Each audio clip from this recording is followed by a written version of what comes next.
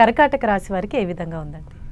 కర్కాటకం ఆదాయం 2, వ్యయం 11, రాజ్యపూజ్యం 4, అవమానం 7. సాధారణంగా ఇవి చెప్పగానే వారికి అర్థమై ఉంటుంది.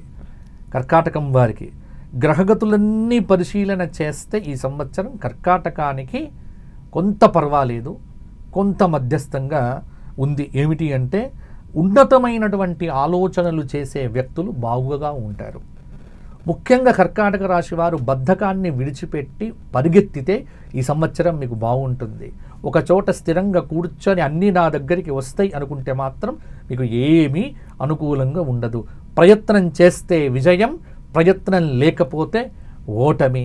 ఇదే మీకు ఈ గ్రహ సంచారం చెబుతూ ఉన్నది. నిరుద్యోగులైనటువంటి వారు కష్టపడితే మీకు తప్పకుండా ఉద్యోగం సాధించగలుగుతారు. అలాగే డబ్బు విషయంలో అవసరానికి తగిన డబ్బు ఈ సంవత్సరం మీకు వస్తూనే ఉంటుంది. ముఖ్యంగా వ్యర్థమైనటువంటి ఖర్చులు, విపరీతమైన ప్రయాణములు ఇవన్నిటిని కొంత తగ్గించుకోండి. విందులు, విలాసాలు, వినోదాలు వీటికి బ్రేక్ వేయండి.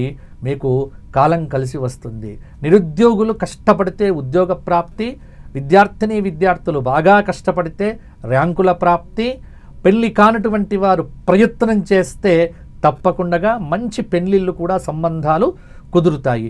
ఇంట్లో ఈ సంవత్సరం చివరిలో ఒక శుభ వార్త వినేటువంటి అవకాశం ఉంటుంది. నోరు కాపాడుకుంటే ఈ సంవత్సరం అంతా కర్కాటకం వారికి అద్భుతంగా ఉంటుంది. నోరు కాపాడుకోవడం అంటే వ్యర్థమైనవి తినకుండా ఉండటం, ఎదుటి వ్యక్తులను తిట్టకపోవటం. ఈ 2 విషయాల్లో నియమంగా ఉంటే అంతా బాగుంటుంది. కర్కాటకం వారు కూడా ఈ సంవత్సరం అంతా ఆదిత్య హృదయం పారాయణం చేయటము, ఆదివారం నాడు శాకాహార నియమంగా ఉండటము, సోమవారం నాడు శివాలయ దర్శనం, గోసేవ ఇవి చెయ్యండి. అద్భుతంగా ఉంటుంది.